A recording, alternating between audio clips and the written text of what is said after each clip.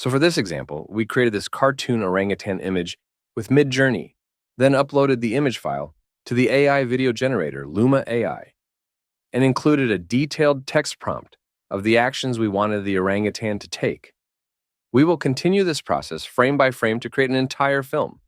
The AI image generator Midjourney has a consistent character feature, enabling you to reference an image for character continuity from scene to scene for AI videos you create.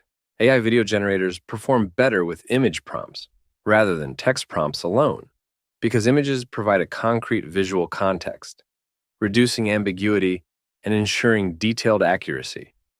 They help establish the style, colors, and composition more effectively, leading to coherent and continuous video frames.